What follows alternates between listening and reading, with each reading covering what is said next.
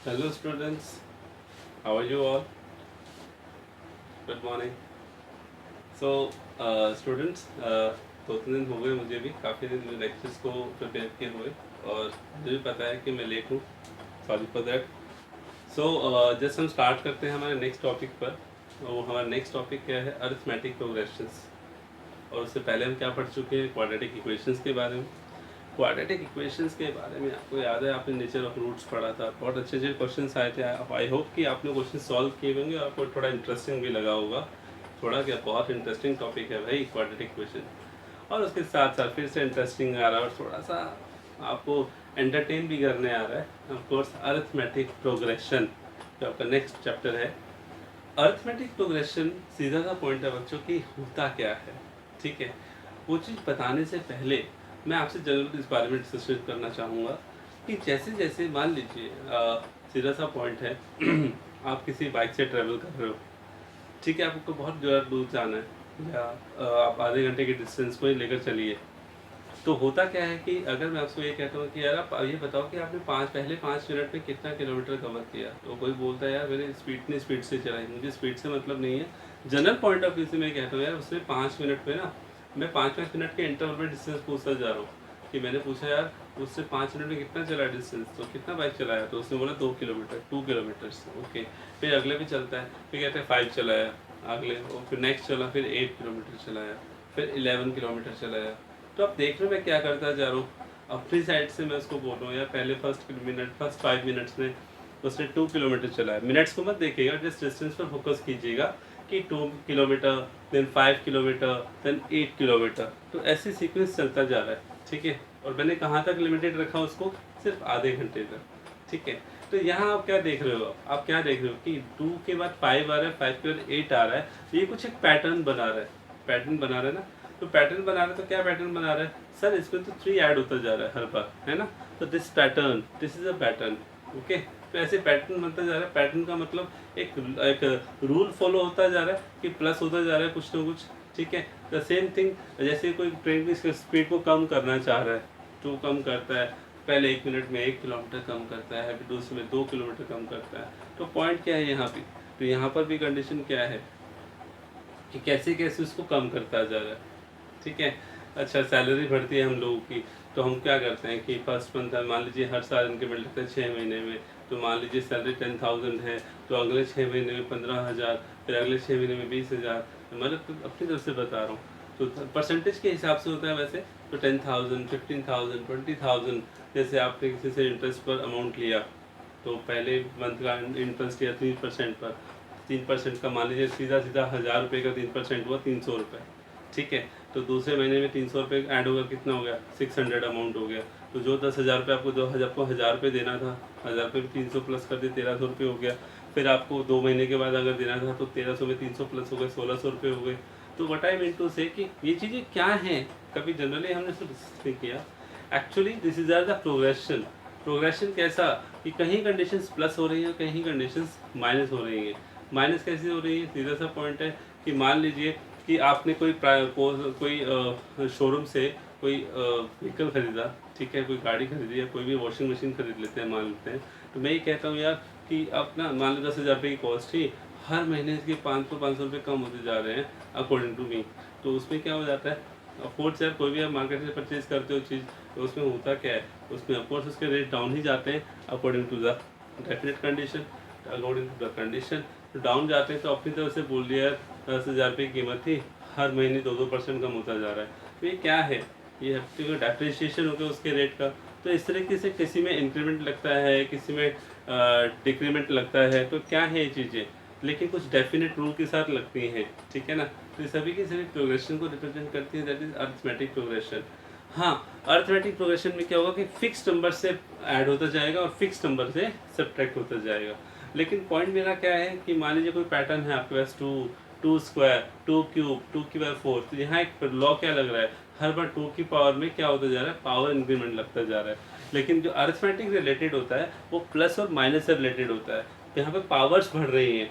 तो this is not an arithmetic progression, ठीक है। तो ध्यान रहेगा आपको कि कैसे मैं बात करना चाह रहा हूँ अरिथमेटिक प्रोग्रेशन की। तो ये हम प्रोसीड करेंगे इसके साथ, लेकिन उससे पहले मैं आपको कुछ छोटे छोटे पॉइंट्स आपको बताना चाहूँगा, छोटे छोटे डेफिनेशंस आपके शेयर करना चाहूँगा. Let me proceed our next topic, that is arithmetic progression. Let's have a look. So students, so first of all, I want to just introduce about some definitions are there actually used in the arithmetic progressions. That is, first one we have the sequences. What is a sequence? A set of numbers. Okay, the set of numbers formed, बनाए जाते हैं and arranged according to some definite rule. कुछ rules के साथ उनको arrange किया जाता है. These numbers are called terms. उनको terms कहते हैं and denoted by A1, A2, A3. Of course ये जो 1 2 3 नीचे लिख रहा हूँ इसका ये सब्सक्रिप्ट है. ये क्या रिप्रेजेंट करती हैं? उनकी पोजीशन रिप्रेजेंट करती हैं कि फर्स्ट नंबर पे कौन सा नंबर, सेकंड नंबर पे कौन सा, थर्ड नंबर पे कौन सा. That is the first term, second term, third term, या फिर सो T1, T2, T3 से भी आप शो कर सकते हो. और ऐसे ऐसे जो वो रूल अप्लाई होगा तो ऑफ कोर्स वो आने वाली टर्म्स सभी के लिए अप्लाई होगा. तो इसलिए एक जनरल टर्म बनाई जाती है एंड द nth टर्म, जिसको nth कहा जाता है. ये जो nth मतलब है कि इसमें 1 2 3 जो है first position, second position, third position, ऐसे करते करते पता नहीं लास्ट में कहाँ तक आप जाओगे. मान लीजिए nth पोजीशन हो गई, नहीं बोलते लेट x लेट n. तो nth term is represented by an और इसका cn and is called general term. इसको क्या कहा जाता है? जनरल टर्म कहा जाता है. और साथ ही साथ आपको ध्यान रखना है, देखो एग्जांपल बता रहा हूँ. जैसे 2 है, 2 स्क्वायर है, 2 क्यूब है, तो ये क्या है? यहाँ पर A1 क्या हुआ? That is 2. A2 क्या हुआ? That is 2 square. A3 क्या हुआ? यानी कि थर्ड टर्म 2 क्यूब. तो ये जनरल पॉइंट है कि इस सीक्वेंस में कैसे A1, A2, A3 रिप्रेजेंट किए जाते हैं. या फिर आप ले लीजिए T1, T2 और T3. तो जैसे A1 फर्स्ट टर्म हो गए 2 हो गई सर, A2 सेकंड टर्म है 2 स्क्वायर, A3 आपकी थर्ड टर्म है दैट इज 2 क्यूब. ऐसे ऐसे कुछ रूल्स फॉलो कर रहे हैं. क्या फॉलो कर रहे हैं बताओ? यहाँ पे 1 है ना पावर, 2 और 3. तो इसके हिसाब से क्या मैं इसकी जनरल टर्म नहीं निकाल सकता? That is 2n. Of course निकाल सकता हूँ, क्योंकि एक रूल पैटर्न को फॉलो कर रहा था, एक रूल को फॉलो कर रहा था. वो ये था कि 2 की पावर 1, फिर 2, फिर 3. इस तरीके से जैसे जनरल में अगर मैं जनरली बात करूँ तो 2 की पावर n, ये 2 की पावर n क्या है? इसकी nth टर्म है. ठीक है, तो ध्यान रखिएगा. वैसे तो सीक्वेंस में कभी खत्म होने वाली कंडीशन है, लेकिन बीच में कहीं ना कहीं तो nth भी आएगी ना. ठीक है, तो इस तरीके से आपको रिप्रेजेंट करना होता है सीक्वेंस क्या होता है. ठीक है, हाँ, हालांकि मैं बीच में यहाँ भी लिख देता हूँ. देखो A1, A2, A3 डैश, और बीच में फिर मैंने क्या लगा दिया? AN फिर डैश. देखो A1, A2, A3 dash comma AN फिर डैश. तो इसमें क्या होगा? AN बीच में चल ही रहा है, कोई दिक्कत ही नहीं है. उसके बाद भी टर्म्स चलती जाएंगे. AN तो एक जनरल रूल हो जाता है, जो वो रूल फॉलो कर रहा है. तब मैंने 2 की पावर n लिखा. ठीक है, तो this is called the nth term, this is called the general term of the sequence. ठीक है, ये छोटी छोटी बातें हैं. ये सीक्वेंस का यूज होने वाला है. कैसे यूज होने वाला है तो हम देखेंगे आगे. Late me proceed another definition. So students, next point is the number of sequence के बारे में. जैसे हमने पढ़ा कि दैट इज सीक्वेंस, हमने पढ़ा कि नंबर ऑफ टर्म्स उसके अंदर होती हैं. लेकिन यहाँ पर उसके टाइप्स है finite sequence and infinite sequence. Finite sequence of course the number of terms finite. Finite का मतलब काउंटेबल, जिसमें गिनती की टर्म्स होती हैं. तो वो क्या होती हैं? फाइनाइट सीक्वेंस होता है. जिसमें अनकाउंटेबल हो यानी कि इनफाइनाइट हो जाता है इनफाइनाइट सीक्वेंस. सीधा सा पॉइंट है, नेचुरल नंबर का सेट है 1 2 3 4 5 6 7 8. अब कहाँ तक जाओगे? That is the represent the infinite sequence. और मान लीजिए आपको किसी बैंक में इंस्टॉलमेंट भरना है, तो आप इनफाइनाइट थोड़ी लेते हो. ऑफकोर्स वो 6 साल, 10 साल, 15 साल, 20 साल, 30 साल ऐसे हो जाती है. तो क्या है? वो फाइनाइट सीक्वेंस है, क्योंकि पता है फर्स्ट मंथ की इंस्टॉलमेंट, सेकंड मंथ की इंस्टॉलमेंट, थर्ड मंथ की इंस्टॉलमेंट. तो ये क्या है? टर्म्स ही तो हैं. कंडीशंस क्या है? फाइनाइट की. ठीक, तो पॉइंट इज दिस. उसके बाद यहाँ पर आता है सीरीज क्या होता है. ठीक है, सीरीज एक डेफिनेशन है. जो आपने सीक्वेंस पढ़ा था ना, देखो A1, A2, A3 up to AN dash, जैसे पता है इनफाइनाइट सीक्वेंस होते हैं ना. लेकिन बीच में क्या दिखाया? कोई जनरल टर्म है जो इस रूल को फॉलो कर रहा है. तो AN लिख दिया यार, 1 2 3 अप टू n भी है. ठीक है, n से पहले कौन होगा सर? AN-1 होगा. ऑफ कोर्स n अगर मैं ले रहा हूँ तो उससे पहले कौन होगा? अरे A1 first term, A2 second term, A3 third term. तो ये AN कौन सी है? nth टर्म, जिसको आप जनरल टर्म कहते हो. उससे पहले कौन सी आएगी? n-1. तो कहने वाले तो आगे भी जा रही है. ऑफ कोर्स सीक्वेंस हमें थोड़ी पता है कि कहाँ तक लेके जाना है. तो बीच में एक जनरल रूल अप्लाई हो रहा है, that is general 2 terms is any sequence. ये कोई सीक्वेंस है. तो सीरीज क्या होती है? जब आप इनको ऐड कर देते हो, A1 plus A2 plus A3 up to AN plus and so on, this is the series. Okay, और उसको शॉर्ट फॉर्म में भी लिखा जाता है। ये शॉर्ट फॉर्म थोड़ी कॉम्पैक्ट फॉर्म जिसको हम कहते हैं क्या है, देखिए सिग्मा, ये जो सिंपल है सिग्मा का है कि ए की वैल्यू 1 से लेके n तक कैसे रेट करना है कि समेशन ऑफ, समेशन बोलते हैं सिग्मा इसको, समेशन, समेशन मतलब इस पूरी से पूरी सीरीज को ना शॉर्ट फॉर्म में लिखा जाता है ऐसे, क्या k इक्वल टू 1 से लेकर n तक, ठीक है। ए के कैसे अप्लाई करते हैं, k इक्वल टू 1 से शुरू किया ना तो आप पहले 1 लिखोगे यहाँ पे, ठीक है। अब मान लो इसको आपको लिखना है, सॉल्व करना है, तो आप पहले 1 लिखोगे a1, फिर आप 2 लिखोगे तो कैसे लिखोगे, इसके बराबर हो गया ये, देखो मैं इसके आगे लिख देता हूँ, that is sigma k equal to 1 to n a k, ठीक है। 1 से लेके n तक अप्लाई कर दिया तो आगे डैश डैश है, इसको भी आगे अप्लाई कर सकता है। तो शॉर्ट फॉर्म में मैंने लिखा है सीरीज। तो हम जो पढ़ने जा रहे हैं ऑफकोर्स अरिथमेटिक प्रोग्रेशन पढ़ने जा रहे हैं, उसकी क्या खासियत है वो देखिए। So what is the definition of arithmetic progression. Arithmetic progression होता क्या है, ध्यान से देखिए। हमने सीक्वेंस पढ़ा a1 a2 a3 up to an is called an arithmetic progression, को शॉर्ट में मैं बार बार AP बोलूँगा, ठीक है, बार बार अरिथमेटिक प्रोग्रेशन नहीं बोलूँगा, AP बोलूँगा। Is called N AP if the difference of any number, यानी कि जो भी आप नंबर उठाओगे उसमें से उसका डिफरेंस किसके साथ, एंड इट्स प्रीवियस नंबर, उससे पीछे वाले नंबर के साथ, उससे पहले वाले नंबर के साथ जो डिफरेंस आएगा वो हमेशा सेम रहेगा, ठीक है। तो ये क्या है, AP है। इस एग्जांपल में देखिए आप 7 का प्रीवियस नंबर 4 है, 4 से प्रीवियस पहले कोई नहीं, तो इसका मतलब शुरुआत ऐसे किसी भी नंबर से शुरू कर सकता हूँ, लेकिन डिफरेंस जब मैं देखूंगा तो मेरे पास जनरली शुरुआत सेकंड टर्म से ही होने वाली है ना। सेकंड माइनस फर्स्ट कितना आ रहा है, 3 आ रहा है प्रीवियस नंबर, ओके। फिर आप 10 लोगे, 10 का प्रीवियस 7 है तो 10 minus 7 that is also 3, 13 minus 10 that is also 3। तो what is this form in AP, this sequence form in AP। तो मैं बोल सकता हूँ कि ये कौन है, AP है, अरिथमेटिक प्रोग्रेशन, ओके।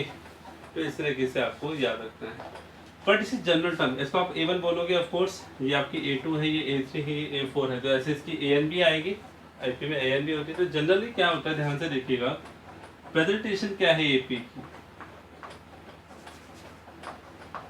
AP को कैसे रिप्रेजेंट किया जाता है, ध्यान से देखना आप, ठीक है। इसी रूल पे आपको बताना जा रहा हूँ।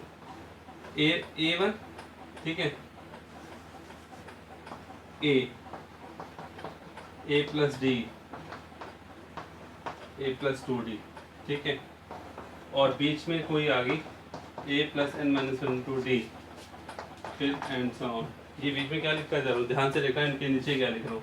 ये कौन है, A1, ये कौन है, A2, ये कौन है, A3, और साथ के साथ ये कौन है, AN, जिसको आप क्या बोलते हो, जनरल टर्म नहीं बोलते, ठीक है।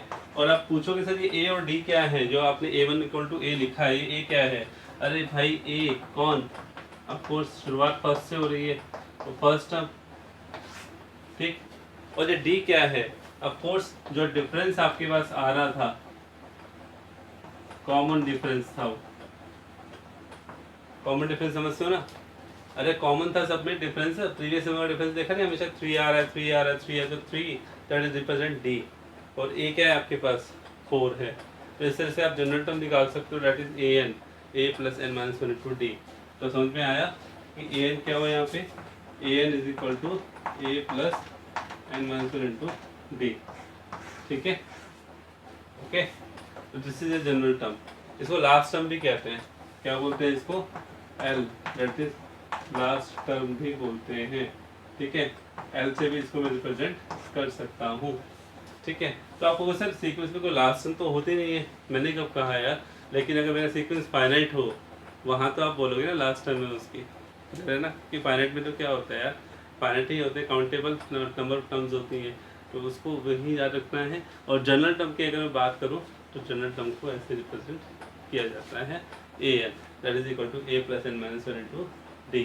तो आपको पता चला इस सीक्वेंस में जो है कि अब ये AP है, आपको पता चल गया AP है, तो आपको पता चला A कौन हुआ यहाँ पे, आप बता सकते हो कि सर यहाँ पर A कौन हुआ, इस क्वेश्चन में A हुआ 4, ठीक है। D कितना हुआ, कैसे निकलता है D, कॉमन डिफरेंस, प्रीवियस में से सेकंड को, प्रीवियस को माइनस करो तो 7 माइनस 4 दैट इज 3, ठीक है। That is 3। तो आपको पता है जब ये सीक्वेंस एपी है तो आप डी कैसे निकालोगे? आप सीधी सी बात है, सेकंड से फर्स्ट को माइनस कर दो। अब ऐसे किसी को चेक तो करना नहीं है कि किसी भी नंबर को उठाया और प्रीवियस से डिफरेंस करके देखा सेम आर तो एपी है। जब बोल रहा हूँ एपी है तो ऑफ कोर्स यहाँ पर एपी में डी तो कॉमन ही रहेगा ना, डी इज डिफरेंस कॉमन है, that is why D is called common difference. तो मैं इसको कुछ क्वेश्चन करने वाला हूँ, कुछ सिचुएशंस आपको देने वाला हूँ, फिर आपको बताना है कि अरिथमेटिक प्रोग्रेशन कैसे सॉल्व आउट होता है। Let's have a look. So student, right now I have just a problem, simple problem is there. To show that the sequence है आपके सामने 12, 5, -2, -9 forms an AP। ठीक है, पहले तो शो करना है कि क्या है AP बन रहा है, AP बन रहा है, शो करो और उसके बाद से जनरल टर्म फाइंड आउट करो। ठीक है, मतलब आपको तरीका है कि आपको उसमें सीक्वेंस दिया जा रहा है और आपको बताना है कि इसमें AP कैसे चेक किया जाता है। तो ऑफ कोर्स आप कोई भी नंबर्स उठाओगे तो प्रीवियस नंबर का डिफरेंस निकालोगे, सेम आया तो वो AP है। तो इसका मतलब क्या है, कोई भी नंबर क्या है, तो शुरुआत करते हैं फर्स्ट नंबर से। तो फर्स्ट का कोई भी प्रीवियस नहीं है तो आप शुरुआत किससे करोगे? ऑफ कोर्स सेकंड से तो शुरुआत करोगे। तो आपने किया 5 - 12 कितना आ रहा है? -7 आ रहा है। ओके, फिर आप इसको सॉल्यूशन में आपको बताने जा रहा हूँ। ओके, नेक्स्ट फिर आपने किया प्रीवियस, फिर आपने -2 उठाया, उसका डिफरेंस किया 5 के साथ, वो भी कितना आ रहा है? -7। It means both are same. तो इससे ही पता चल जाता है, दो डिफरेंस से ही पता चल जाता है, तीन से जरूरत नहीं है। वैसे कर भी सकते हो -2 माइनस साइन में से -2 को माइनस करोगे तो -7 आएगा। तो व्हाट इट मीन, तो इसमें कोई ज़्यादा जरूरी नहीं है। तो आप सिंपल एज दैट, आप दिख रहा है डिफरेंस क्या है, सेम है, तो आप क्या बोलोगे? It implies the sequence form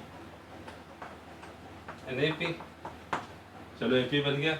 अब इसकी जनरल टर्म निकालो। अब जनरल टर्म का फॉर्मूला आपको पता होना चाहिए, ए एन इक्वल टू क्या बताया था आपको मैंने, A plus N minus 1 into D.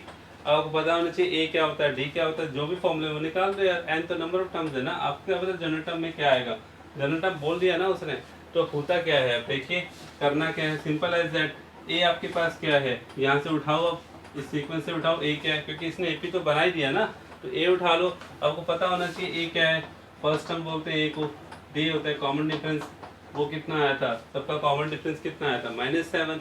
तो ये ए और डी के लिए यहाँ उठा के रखते हैं, दैट्स इट। तो क्या हुआ, 12 प्लस n - 1 और डी कितना है? -7। सॉल्व कर दो, -7 प्लस 7 तो 19 - 7n। तो ये क्या आ गया, ये जनरल टर्म आ गई ए एन, क्या 19 - 7n। इससे फ़ायदा क्या है बच्चों? जनरल टर्म से फ़ायदा ये होती है, जैसे आपके जब एपी है तो आपने जनरल टर्म निकाला, अब जनरल टर्म है तो उससे आप वापस एपी निकाल सकते हो। कैसे निकाल सकते हो, एक बार देखना। ए एन इक्वल टू 19 - 7n आया, एन की जगह 1 रखो, फर्स्ट कोई एपी बनानी तो फर्स्ट टर्म चाहिए, फर्स्ट टर्म मतलब ए वन मतलब ये जो 1 2 3 क्या है, ये नंबर ऑफ टर्म्स होती हैं। तो 1 जो है पोजीशन रिप्रेजेंट कर रहा है, तो यहाँ 1 रखा, A1 निकालना, सीधी सी बात है यार। पोजीशन फर्स्ट नंबर की पोजीशन वाली टर्म्स क्या होगी, A1। तो 1 क्या निकालना है यहाँ पे, 19 - 7 इंटू 1, 19 - 7 कितना 12 आ गया, देख लो 12 आगे नहीं है। दूसरी बात, मान लो आपको थर्ड नंबर की पोजीशन की टर्म निकाल ली है, तो यानी कि A3 निकालना है, n इक्वल टू 3, तो यहाँ 3 रखो, A3 equal to 19 - 7 into 3 21, N के 3 रखो 21, 19 - 21 -2, देखो ना आपके सामने है ना। दिस इज द पॉइंट कि कैसे आप एपी से जनरल टर्म निकाल सकते हो, कैसे आप जनरल टर्म से एपी भी निकाल सकते हो, सिंपल एज दैट। तो परेशान बिल्कुल नहीं होना है, ठीक है। अब कुछ एग्जांपल और बताने वाला हूँ। देखो मान लीजिए मैंने आपको कहा, मैं आपको ए दे रहा हूँ मैं आपको कितना 4, डी आपको दे रहा हूँ कितना 7। मैं कहता हूँ फर्स्ट 3 टर्म्स निकालो। तो आपको पता है फर्स्ट 3 टर्म्स का मतलब क्या है, जनरल एपी को रिप्रेजेंट कैसे किया जाता है, ए फिर ए प्लस डी फिर ए प्लस 2d, क्योंकि वो जो डी डिफरेंस होता है वो ऐड होता चला जाता है ना। डी तो देखो ना, ए और प्लस डी, ए प्लस डी हो गया, फिर डी में फिर डी ऐड हुआ, क्योंकि फिक्स नंबर था तभी तो डिफरेंस सेम होता है, D plus D that is 2d, फिर अगले में ऐड हुआ 3d। तो कहने का मतलब क्या है, मैंने पहली 4 टर्म्स पूछी है तो आपने बता दिया सर ए होते हैं फर्स्ट, तो ए इक्वल टू हो गया आपका 4। फिर आपने सेकंड टर्म पूछा A2, ए प्लस डी होता है, तो ए प्लस डी आपने निकाल दिया। तो निकालने का तरीका क्या है कि सपोज ये जनरल टर्म क्या हेल्प करती है आपकी, जनरल टर्म हेल्प करती है, आप कोई भी टर्म निकाल सकते हो, ठीक है। मान लो मैंने आपको बोला कि फाइंड करो यार A10 फाइंड करो। अब A10 कौन लेकर आएगा, A10 को 10 टर्म्स हमारे पास, तो फर्स्ट टर्म और डी है, तो यार जनरल टर्म किस काम आएगी? जनरल टर्म का फॉर्मूला क्या था? A N equal to A plus N minus one to D. और मुझे पता है मैंने टर्म निकाल ली। ए 10 का मतलब क्या है? 10th नंबर वाली टर्म। 10th वाली टर्म मतलब उसकी पोजीशन मतलब एन इक्वल टू 10। सफिक्स ये क्या यूज हो रहा है? ये सब्सक्रिप्ट यूज हो रही है 10। ये क्या है? नंबर ऑफ टर्म्स की पोजीशन है ना, कि टर्म्स की पोजीशन कौन से नंबर की है? 10वें नंबर की पोजीशन है। तो इसका मतलब n इक्वल टू 10 यहाँ रखो, n equal to 10 a plus 10 minus 1 n किलो 10 रखा, दैट इज 9d। और a और d आपके पास है ही। a क्या है आपके पास? 4, d आपके पास 7। तो 4 plus 9 into 7, 4 plus 63 that is 67। Simple ऐसा। क्लियर है बच्चों? तो जनरल टर्म से आप कोई भी नंबर ऑफ टर्म्स निकाल सकते हो। मैं अगर 1000 बोलता, 1000 निकालो, 1000 नंबर के टर्म तो आप सिंपल से निकाल लेते हैं, 1000 रख देते थे, वहाँ पर क्या हो जाता है? 8000 आ जाता है। यहाँ से एक पैटर्न फॉलो होने वाला है, ध्यान से सुनना। जैसे मैंने आपको बोला कि A5 है, A5 आप रखोगे, 5 फिफ्थ टर्म निकालनी, तो आपको जनरल टर्म का फॉर्मूला तो फॉलो करना ही है। n की जगह 5 रखो यहाँ पे, तो a प्लस 5 माइनस 1 4d। तो शॉर्टकट सीधा बताता हूँ। जैसे होता क्या है कि फिफ्थ टर्म निकालनी है, तो d कितने हैं यहाँ पे? ऑफकोर्स 4d आ रहे हैं, तो फिफ्थ टर्म हो जाएगी a प्लस 4d।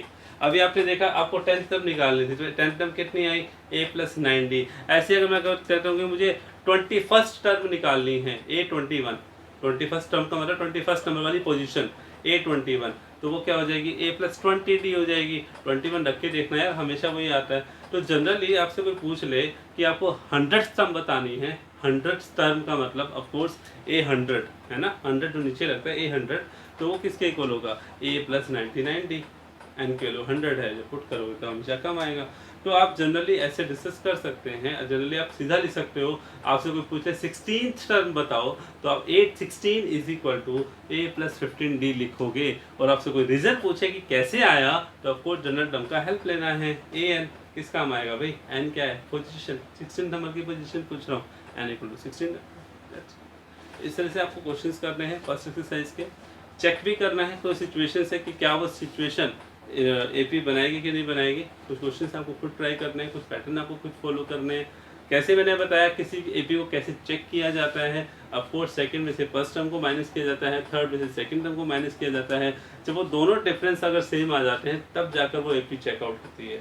ठीक है स्टूडेंट्स, तो आपको आज इतना ही इंट्रोडक्शन बताया मैंने एपी के बारे में, इसे जनरल टर्म्स के बारे में, इसे कॉमन डिफरेंस की फर्स्ट टर्म्स के बारे में, कैसे एपी को चेक करना है, कैसे आपको टर्म्स फाइंड आउट करनी है, ये सब आपको सीखना है, अच्छे से पढ़ना है। ठीक है, तब तक के लिए goodbye. See you in the next meeting with the general term of the AP and the sum of the terms of the AP and terms of the AP. Okay, goodbye, take care.